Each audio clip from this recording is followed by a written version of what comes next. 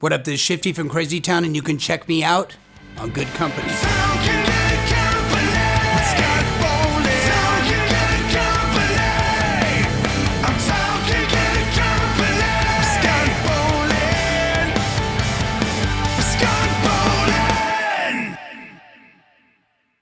Hey guys, my name's Scott Bowling, and you're watching Good Company. Today we have the man, Mr. Seth, aka Shifty, aka Shifty Shell Shock. Shifty Shell Shock, What's up, Seth brother? Benzer, how's it going? Good, man. Thank you for being here, brother. Good to be here. So what's going on, man? You were telling me about you got some new stuff you're working on. Got a new album Got coming out a new soon? Crazy Town X record, which is me without Brett and the other guys. It's kind of like, it's me keeping the band alive, basically. Everyone's kind of moved on and is doing other things. They grew up. I didn't, completely. After getting sober, like there's nothing else I want to do except for, That's awesome. be man. happy and make music. Yeah, being super motivated to keep working. You are on a lot of things I've noticed, like Lenny Kravitz, right? You were in the video. Right. How did you I land saw that gig? over there. I was in like contests. I used to skate in Venice, 12 years old. And I got like third place in it, but there was a casting director there. And long story short, she gave me the number. I came up. Like I ended up winning that contest because I ended up going to like an audition, and I was just me. I went into this little audition and I rapped and I breakdanced and I skateboarded, and I ended up getting like 5 Levi's commercials. I got like this whole series, which was called the Get Real. And a few of my friends that were like skaters, we all got them. Oh, that's so cool. then we all ended up like in SAG because they had to pay for us to get in SAG. So then we got agents. And so I blew it, like I didn't take the shit seriously. I'm like, whatever, I got money now. And I was like spending it on weed and, I didn't take it seriously. Like there was some of us that became big actors, that would go to the same things. But I ended up, every once in a while, I'd go do a gig. And then I like ended up, the Lenny Kravitz casting. I just got a call. They were like, we're doing a casting for Lenny Kravitz. And I went in there and ended up in that. Did you get to hang out with him and stuff? Or is it just... I mean, a little bit. He was, it was different back then. I didn't get to hang out. I mean, I met him. Yeah. I'm a huge Lenny Kravitz fan, so I was stoked to be in his video. You were kissing a girl in the video. Who's this lady? How many takes you guys do? Was it like? Actually, that's the girl that I was with at that time.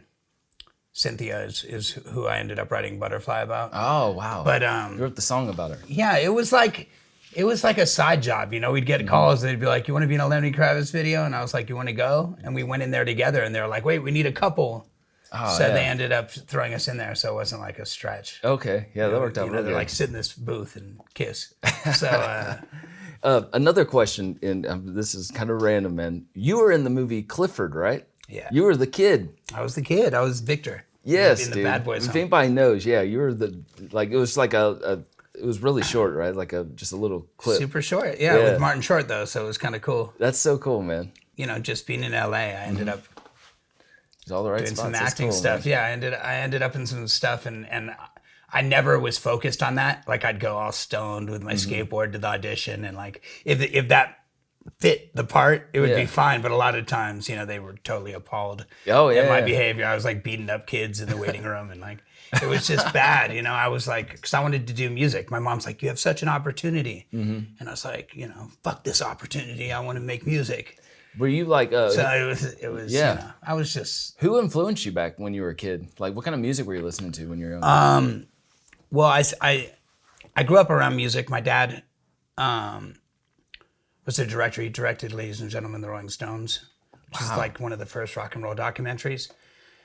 So my dad was, cool. I had music, and my dad worked with Chess Records. So the Chess family, Marshall Chess, and my dad did album covers. And it was just like, so music was around me, but then I started discovering my own music. What kind of music were you listening to? Skateboarding. I was listening to like Minor Threat, Circle Jerks, like kind of just what the kids because I lived in Boston at that time, and I worked at a skateboard shop there. Oh, cool! So it was kind of like what we were playing there. But then, where I started breakdancing. So I was listening to like Herbie Hancock and Fat Boys and Run DMC, and then, but where everything kind of took a turn is when I got the Beastie Boys record. When I got the first Beastie Boys album, it was when my family was moving here from Boston. My dad had gotten a new job in LA, and I was like 11. And my dad put us in Mexico for a couple months while he came to LA and got settled and was looking for a house for us. And there was this kid, Jonas DeCrassel, and he had this hot older sister that I was in love with at the time. And they had this Jeep. And they were bumping the Beastie Boys, and so Licensed Ill, and I was like, I remember at that, we were staying there longer than they were, and I remember the last day before they left, I stole the tape out of the car. I was like, "There's no way you're leaving with this." And so, were you rapping before then, or is that kind of where you? I mean, I would write like little raps and stuff, but like I kind of like became, like they talk about the fifth Beatle. I like. In my head, I became one of the Beastie Boys. Nice. That's so great. I would write my own verse for each song, and then I would perform it for my mom and my sisters. And it was just something, and that's really when I started like my own group. I think I had like some group called Triple Vision that I like my first demo that I wanted to make.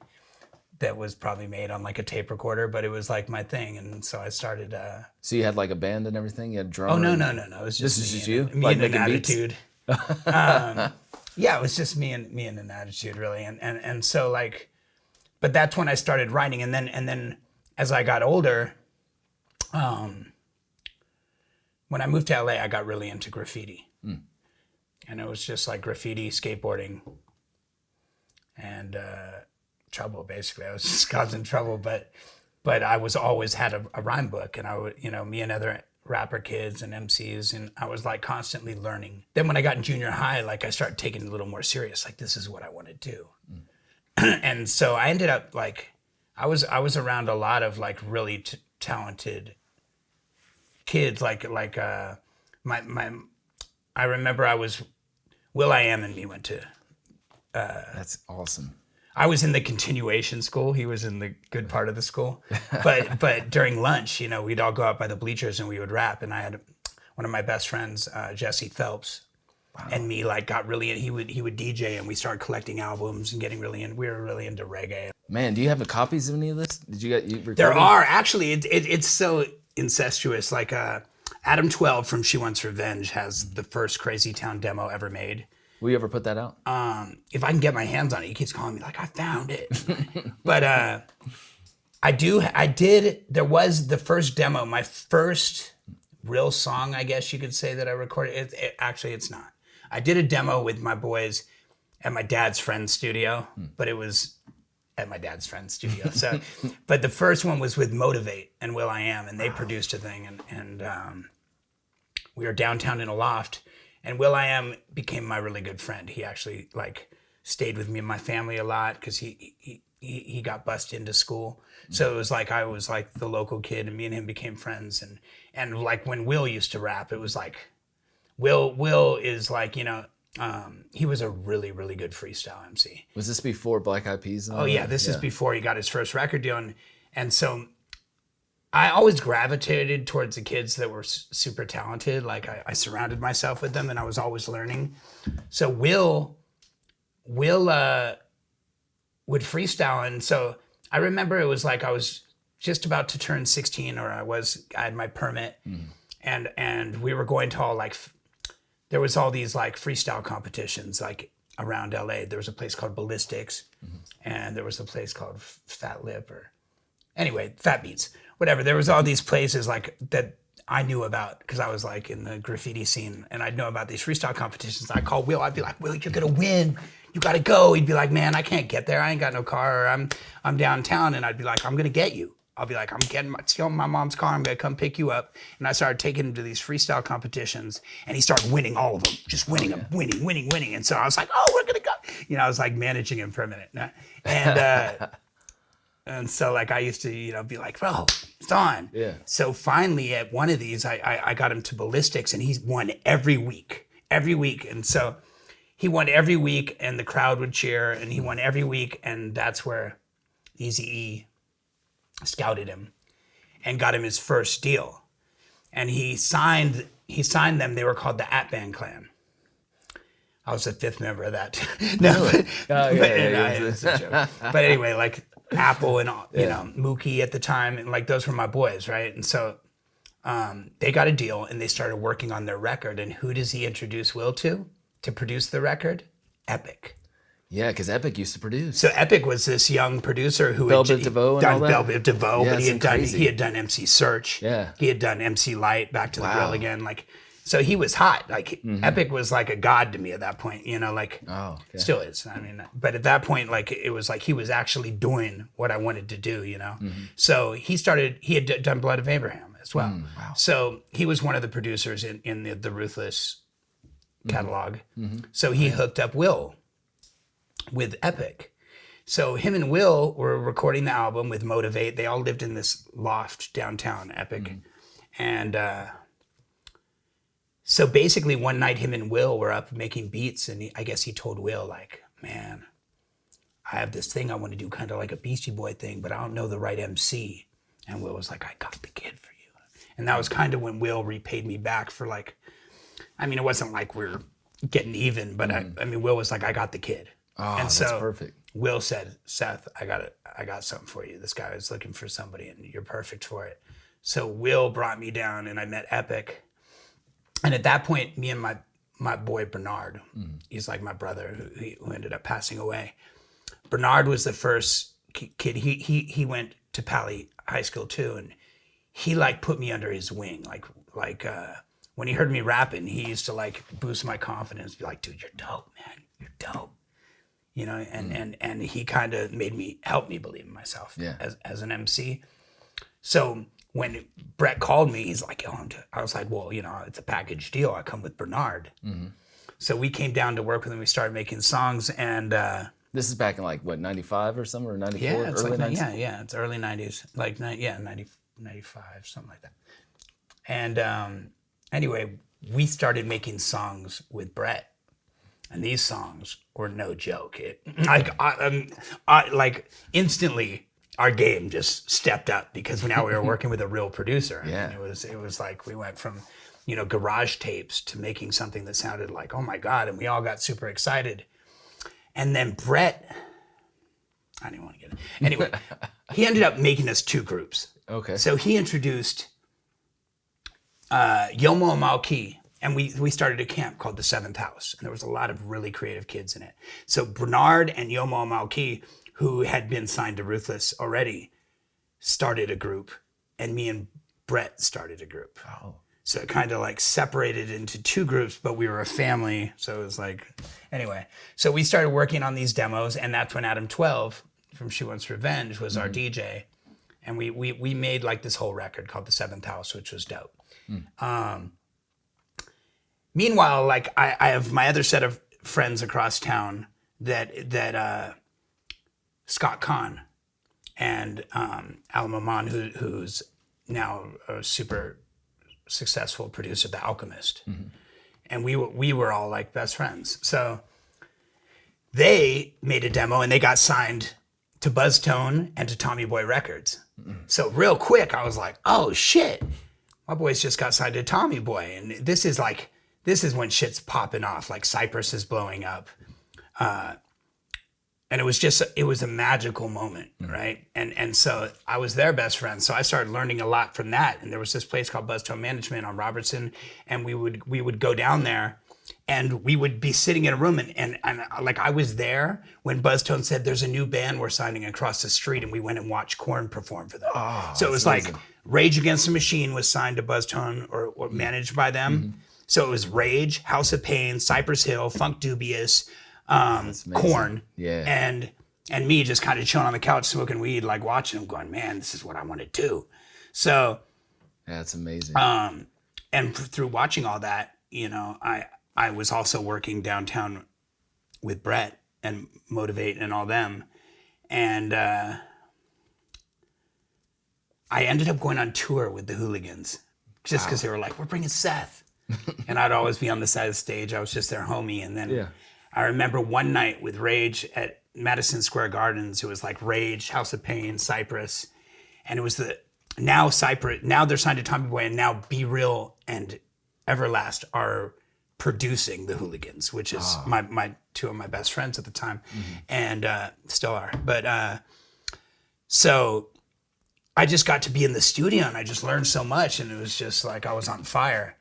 And I remember they played at Madison Square Gardens, and they came out, and it was their first big gig, and we're playing this massive arena. Huge. And I remember, I think it was Gator, or it was, might have been Seth. Someone was like, Seth, they're too far back on the stage. No one can see them. Go get them out there. And I walked out there, and they handed me a mic.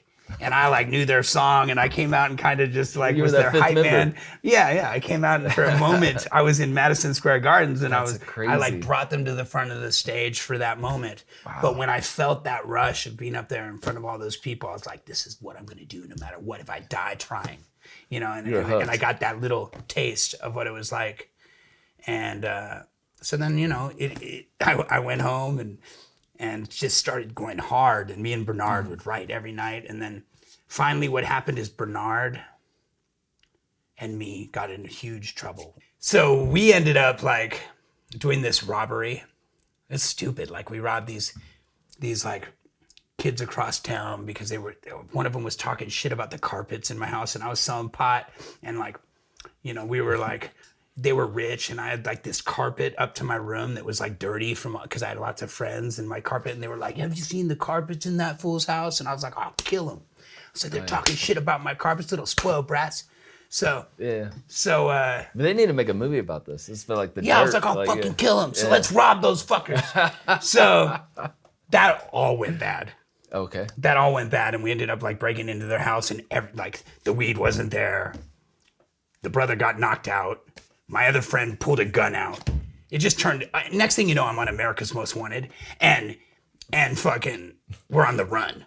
We got away from the cops on the freeway, which pisses them off. Yeah, like 'cause I knew the neighborhood so good. I was like, left, right, left. Anyway, we got away, and fucking next thing you know, it's like I'm on the Fox 11 News. Everyone's like, oh shit, Seth fucked up. I remember I walked into this club, and everyone just was like, and I was like out on. It was bad news. Anyway, so finally they caught us. They had this whole sting operation and like photos of my house from fucking helicopters, and they caught me at 7-Eleven, and I had dope in my pocket. Fucking, it was fucked up. Wow. Anyway, so that whole thing happened. And we ended up proving that these kids were, at first we were going to go to jail for like 9 years. But then these kids had been selling weed out of this house. So we like put together this whole thing where we got all the kids in the neighborhood to write up these fucking things saying, affidavits or whatever the fuck they're called, saying that's a dope house. Even though it's a rich dope house, it's a dope house. So we were like, we weren't going there to rob them. We were going to take dope. Mm-hmm. So that like made the dad, who was like friends with the mayor, go, fuck this. This is going to get in the papers. Let's plea bargain out. I ended up getting out of it with 90 days in Chino State Prison. Wow. And a 3-year joint suspension with like drug testing that almost killed me. But I went and did the 90 days in Chino on the Grey Goose, shackled on the Grey Goose to Chino. And Bernard, who is like my big brother, ended up getting a year because he had a gun. So anyway, so that whole thing happened. And when that happened, I got out of the 90 days in Chino, and they put me on this crazy probation where I used to see Tommy Lee. But that's cool. That goes way back. So he was on the same probation, and we had to go to this place, and you go drug test, and if you fucked up, you were going back to prison. So I had this like joint suspension where if I fuck up, you're going back for 3 to 5. So it was nerve-wracking because I was fucking up. So anyway, long story short. This is the best story ever, man. So, long story short, I fucked up. But the guy kind of liked me because he said I was the first kid who went in there and didn't run. And I just told him I fucked up. Because I figured, I'm just going to tell him, man, this shit's hard. Yeah.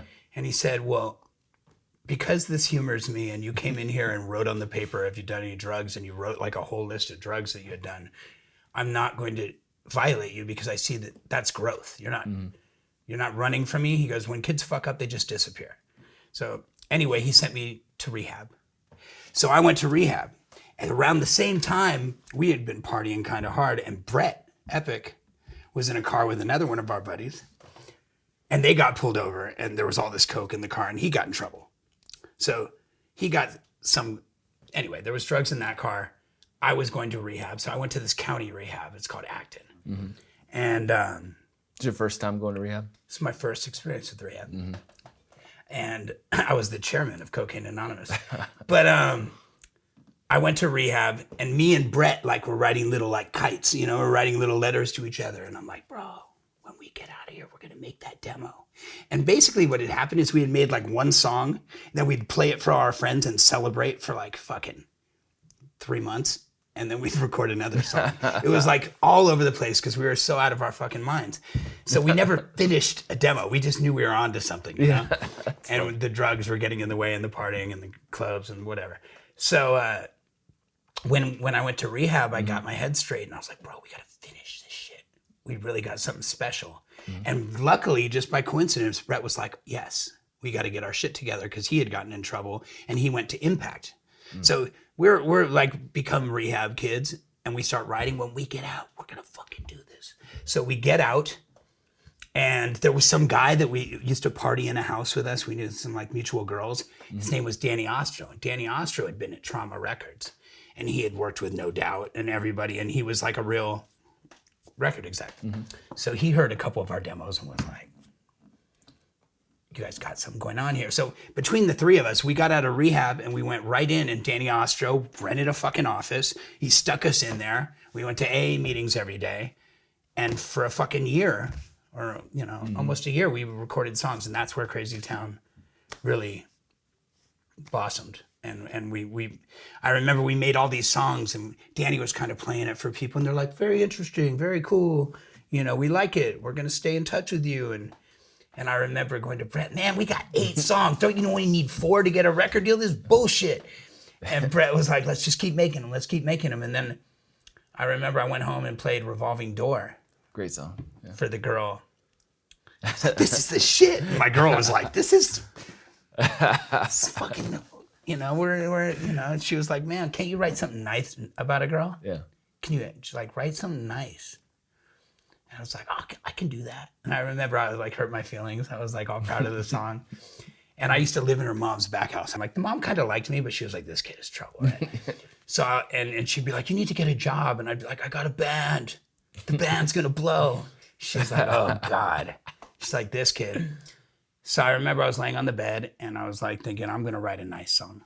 And that's where I wrote Butterfly. So then I went up to that studio, and in one day, oh, that's where this comes in. Oh, yes. I went up there because it's one of my favorite albums ever. Red Hot Chili Peppers. And I was laying on the bed, and I was like on some earthy stoner shit. I went to Brett. I said, I got this song. I'm writing it about Cynthia. He's like, great. Like, he didn't mean that. He was sarcastic. He was like, okay. And I was like, no, for real. So I said, I want the beat to be kind of like Under the Bridge. So Brett is like a mad genius. And I remember I went up there, and actually he had just started smoking weed. He had relapsed, but not like hardcore relapse. Oh, yeah. So he was smoking weed, and I guess he went to smoke a joint in the car with the assistant we had there. And I told him, yo, man, we need something like Under the Bridge. And so he went and listened to this record. Yeah, not many people know that this song. Yeah. So all right. So you might hear that, like, oh, Crazy Town just sampled a Red Hot Chili Peppers song, and that's why it was a hit. And that's one of the factors of why the song was a hit. But it wasn't like we went and sampled. It was a deep cut. Yes, yeah. it was a very creative sample. And not only do we say that, because of course we'd say that, but the Peppers felt that.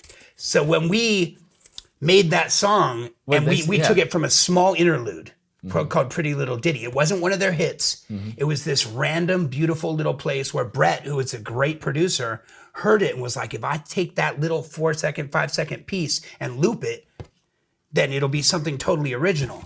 So cut to when we actually shopped it, and everyone flipped out and thought the song was amazing, and we ended up signing to Q Prime, which are the managers of the Red Hot Chili Peppers. Oh, that's perfect. They played it for the Red Hot Chili Peppers, who had never cleared a sample in their whole career.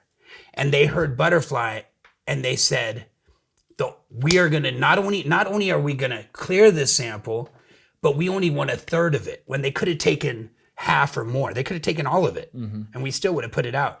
But they said the reason that we respect this is because they didn't butcher one of our hits, and they took something that was just a random obscure thing on our record and they made it into something super special. So the Peppers had our back. They heard it and they were like, we're going to clear it. We're not going to take all your money and we're going to take you on tour. And they took us on tour through Australia. So the Peppers amazing. have always had our back and they support that sample. So if you want to talk shit, you're wrong. So anyway. Yeah, that's great. So, okay, here's your album, though. We'll talk about this. The album Okay. cover. How'd you get this album cover? Remember I told you my dad did album covers for Chess Records. He did one of the original Rolling Stone tongues. So my dad was an album cover guy. So when we got our record deal, I was like, yo, my dad's got to do the album cover. So my dad and his dear friend Bob Hickson, who I always called my uncle, got together and I got a napkin and I drew this girl on a napkin. It looked way worse than this. And the two of them created the girl, the Crazy Town girl. So my dad and my uncle did this. And then they did this one. And then they did this one. Did they do them all? They didn't draw this one. But my cousin, Risky, Yeah. Risk One from West Coast Artists, who's one of the dopest graffiti artists in the world, did that lettering. That's super cool. Oh, and you know what else? This record, okay?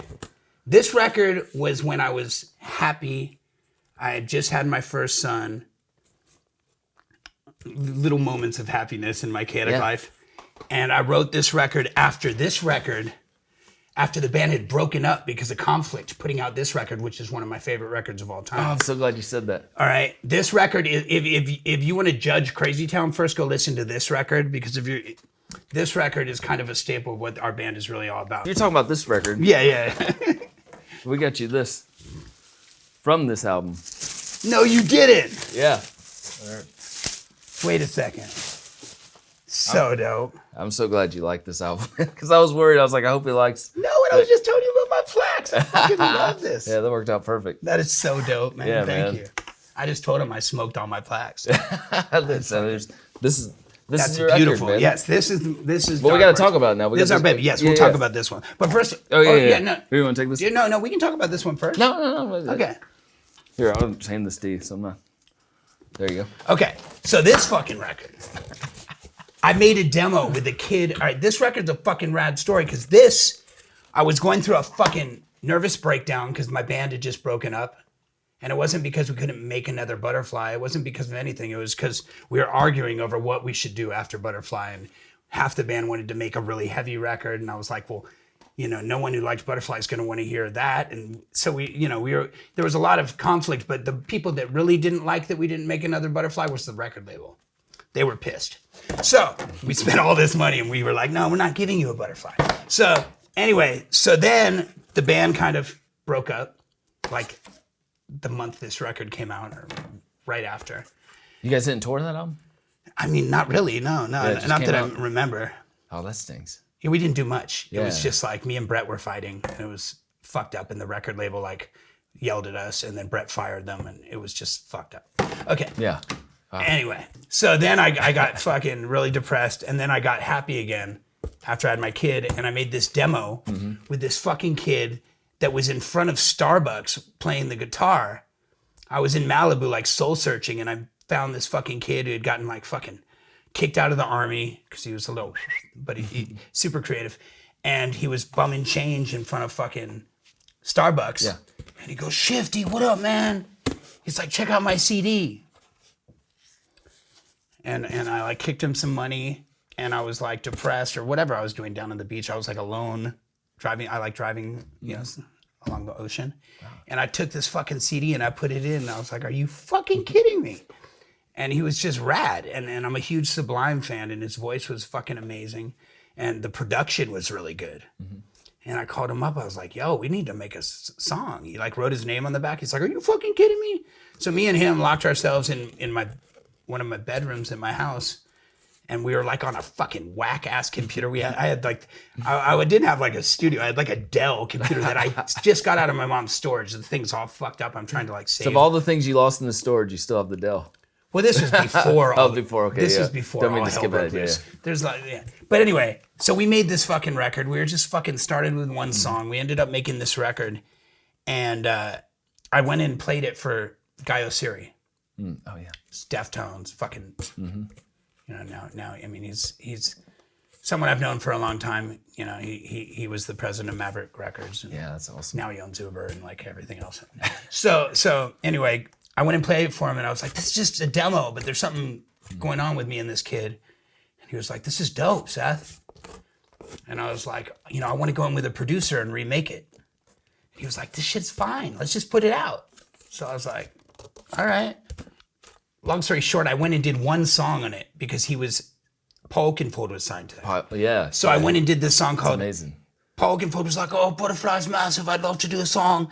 And I was like, let's fucking do it. And he sent me this beat, and I wrote this song called Starry Eye Surprise, which is on this record. Yeah, great song. But we put it on both records. So it was on his record and my record. But his record was like this star-studded fucking record where I was just happy to be in the presence of the other people. It had like Perry Farrell, Nelly Furtado, Ice Cube, like, I mean, Bono. It had everyone fucking on it. I was just like, I was like, I'm fucking on this record with all these cool people. And I remember his record, it was like, they put out all these bangers on it. They put out Bono, and the record only went to 150,000. Maverick was like fucking, guy called me and he said, yo man, I got one more single on this record. I've put millions into it. And I'm sitting here like deciding if I should put out your single or Ice Cube. And I was like, fuck. And he was like, and I'm going to put yours out. He's like, I think if we just do the same recipe as Butterfly, this song could blow up. And it took that record from 150 to 1 million. So that song blew up. That song worked. It did a good job. So then I got really excited. I'm going to put out my record, which has that song on to it too. And the same fucking week my record came out, Madonna sold Maverick. Oh. Yeah. And I came in and there was all these people who were about to work on my fucking record. And I walk in there and guys like, man, we're going through some turmoil and all these empty desks. And I was like, oh shit, this is not happening. Because I had just gone through this bullshit and now this shit and now the whole fucking, everyone, radio promotion, everyone's fucking gone. It's like a fucking ghost town. And I'm like, shit, my record comes out this fucking week and they tried, but the machine was not there. So that week he goes, man, I was like, are we even putting out this record? And he goes, listen, I'm only keeping the big acts and I'm going to keep you. We're going to give it a shot, but we're dropping half the label and we're going over to Warner Brothers. So there's this whole transition going on. I got caught in the flood. So this record didn't do as good as I would have hoped. Did all right, but my fans love it. It's a cool record. Shit happens. The music industry can be fucked. And that's why this record didn't do so well. But I also often hear like Shifty's solo album that didn't do well. And that's why it didn't do fucking well. Not because the record isn't cool. All right, so this fucking album. They need to be on vinyl. They do. Should be on vinyl, right? Yeah. I need to get into a power position where I can do those things. Like I have a couple of people that want to do it, but actually getting the masters to all of them is fucking complicated. Yeah. Probably not so complicated now that I'm sober. How did you get Weezer, the guy from Weezer, Rivers, right? Yeah, Rivers plays on this. Yeah. I love this record because this is like we made this record with Howard Benson and Mike Platnikoff. Mike Platnikoff and at Howard Benson Studios, who I'm making my new record with right now. Oh, wow. And the reason I'm making the record with him is because of this record. Wow. Now, this record is the record that our label did not push because they were trying to follow up Butterfly. Yeah, they wanted like part 2 of that. And we didn't pick the right single. We picked a song called Drowning, which I love the song Drowning. I do too, yeah, it's catchy. I love the song Drowning, but it's just fucked up. Anyway, shit happens. But this record is dope. Yeah. I love it. It's one of my favorite records that I've made, and our fans love this record. Yes. I love that opening song on there. Decorated already. Decorated is my Great shit. song. And we do a lot of these songs when we play now. So that's good. The new record, this record's a dope record. But Rivers Cuomo came in because Howard Benson was working on a record with him and said, yo, you want to come and play on the new Crazy Town? And he just rolled through and blessed us. So he wrote the song "Hurt You So Bad." Did he write the lyric? That's the name of the song, right? I believe that we had part of it, and he played a guitar solo on it. He killed it. Did you guys release that as a single, or make a video for it? Yeah, we did. Yes, we did make. We made 2 videos off this record, and then we decided to part ways with Columbia Records because we felt that they were not embracing our record.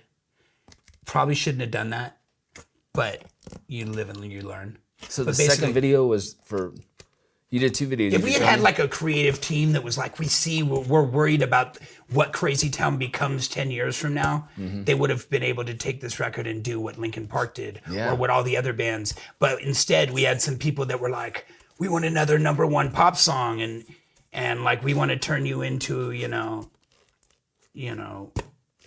the Butterfly Band, and that's wild because that's all we want. This came out And when we were like, no, yeah. that's not all we want.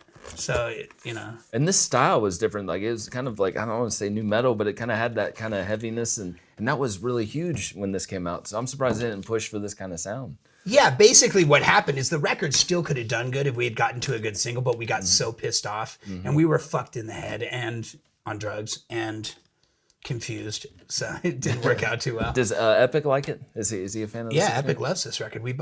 Everyone in the band loves this record. So this record is, you know, I'm proud of this record. I love this record a lot. So so now you guys did this record. Is this your original band name? I heard that somewhere. Yes, that's when we were down and we had the Brimstone 7th house and we were in that studio with the Black Eyed Peas and Motivate and Adam 12 and all that.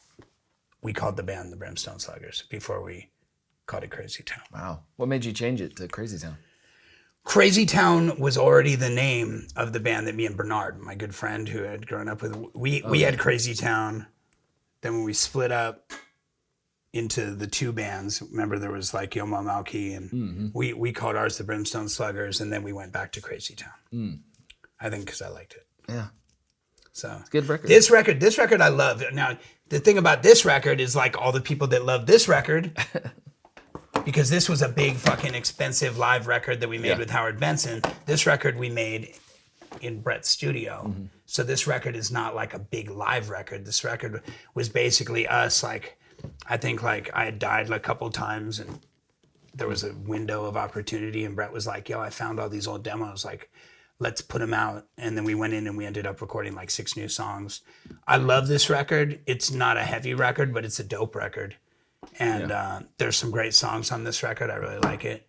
But after this record, it just made me want to go make a live record. Oh, that'd be cool. That's why, because we went out on the road and actually when we played these songs with the band, they're fucking dope. They're heavy now, it's alive. But when me and Brett made this, it was just me and Brett in the studio again. So, you know, we'd have a buddy come by and play a guitar riff, but it wasn't a live record, you know? So kind of old school. Yeah, it was just me and Brett doing what we do, writing songs. But the songwriting's dope and I like this record. Now, after we put out this record, because we got a deal with it and we signed to a label, Membran, which I think was the wackest label I've ever signed to. And I have no problem saying that. They you know, we had been gone for a while. They made us feel like they were going to push the record and that they cared about it. And then basically we found out that they had signed some other groups. Like at the time they were going to sign Limp Bizkit. They were signing Exhibit. You know, there were some good creative people going there. And maybe they're a good label, even though they're not. But what happened is they just sold it to the people that I could have sold the motherfucker on YouTube to. Like I could have sold it on the internet or whatever you want to call it. Like I could have put out the record. It was our fans that bought the record. They didn't spend any money. They didn't, you know, give us anything that we couldn't have come up with ourselves for videos. And they just didn't promote the album because this record has some songs that I think could have done great at radio. There was no radio promotion. So basically they just gave us money and they tripled it by selling it to our fans, you know? So it was another fucking, you know, interesting experience. When did this come out? Was this like the 2015. Wow, okay. But what this record did do is it got me motivated and excited about music again, and it got me touring again, which I had totally forgot about. Like I had been fucking in rehab for like a decade. So that's another story. So this record was a catalyst to bring me back to life because music saved my fucking life, and music will always save my life. And when I got back on the road, even though it was like we had set off a fucking bomb and our band had just fucking gone down the tubes and we had thrown away every fucking opportunity, when we got back on the road and we went out and did shows and fucking 50 people are showing up, 30 people, fucking, it wasn't like, you know, all you would dream about. So, you know, some areas we did good, but just getting on stage again and doing what I love felt so fucking great that after we went on a couple tours and ended up in debt, Brett was like, yo, homie, like, I love this, but I'm making more money doing what I'm doing, scoring film. And he's like, I don't know if I can do this. And I was like, well, this is like saving my life, so I'm going to keep doing it. And I'm going to do this until I fucking die. Instead of do drugs until I die. I'm going to do this till I die. And I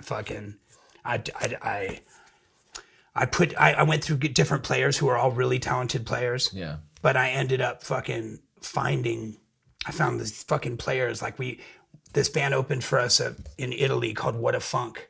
And What a Funk was fucking these young, talented, fucking hungry, dope ass players that made me feel what I felt when Crazy Town first got together. And they're all like, and fucking, we became friends, and I shocked their shit a little, and it was kind of like, it didn't work because they had an Italian accent. I don't know why. It's like you can have a fucking London accent. You can't have an Italian accent. It's fucking fucked up. But anyway, they're fucking badass. So somehow I was on the road. I went out without a bass player, and the bass player from What a Funk said, Seth, you can't fucking go out like that. And he got on a train, and he came up on stage with me, and we started fucking becoming a real band again. And I got 3 players from Italy, and then I found another player in LA, and I put together this fucking new band organically from touring. And we put an X on the end of the name, and we're Crazy Town X. Town X, yeah. And that's just because it's still Crazy Town because it's me, but Brett is doing his own thing, and Brett might come back at some point. I love Brett. We're already talking on the new record, Squirrel. There's our guitar player came in and played on it.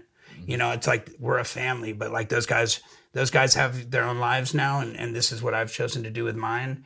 And do you like touring now that you're sober? I fucking love it, man. It's like I do it. I'm touring like crazy. Like I have people calling me like, bro, you're fucking killing it.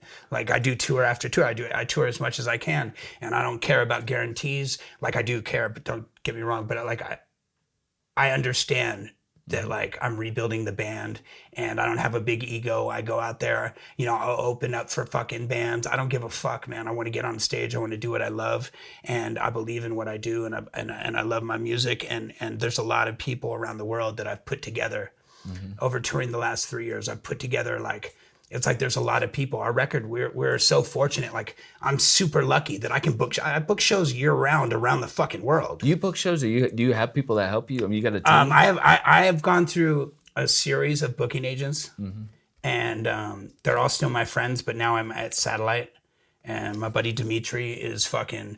It's a boutique, and he's fucking kicks ass, and he believes in me, and he works hard, and he books the fuck out of me. Wow, that's great. And like I'm about to go to Australia, I'm going to Russia, I'm going to South America. I fucking drive around in a fucking little dirty van, and I fucking love it. It's like and I wouldn't change it for the world. We all fucking we're like a real band. We fucking sleep on the fucking floor. We get fucking rooms here and there, and we fucking have the time of our life. Yeah. And that's what it's about, So. No, that's great, man. And I remember, kind of going back just for a minute here. I just remembered I saw you at Ozfest. Yeah. Yeah, how was that, man? Tommy was on that tour, right? Wasn't he doing Methods of Man? And Tommy's my boy, man. I love Tommy. Yeah, talk about Tommy, because you met him in rehab in '94. No, I didn't meet him in rehab. We had the same drug test. Oh, yeah, okay. And we didn't even really know each other there. You know how I knew Tommy? We knew a couple mutual girls, and like I'd be showing up and he'd be leaving. Like it was like, oh, that's Tommy. Fuck, that's Tommy. And then I ended up drug testing, and I remember Tommy was in trouble at the time, and he was drug testing at the same place, and we kind of met there, and I was like, homegirl. So then flash to he's doing Methods of Mayhem, and he got the first Crazy Town album, and he loved it. Oh, he did. So then Tommy kind of was like, yo, man, I really like Crazy Town. He's like, come on tour with me. And so we opened up for Methods of Mayhem through the States, in Europe, and Tommy became my good friend. Oh, that's we actually got into a lot of trouble together. I remember for a while he had like these people around him like that would make sure he would show up everywhere, like whatever you want to call it. And they were like, oh, fucking not Shifty. They were like, when you two get together, it's fucking all hell breaks loose. But I got a lot of love for him. And he's sober now. He's about to embark on this fucking rad stadium tour.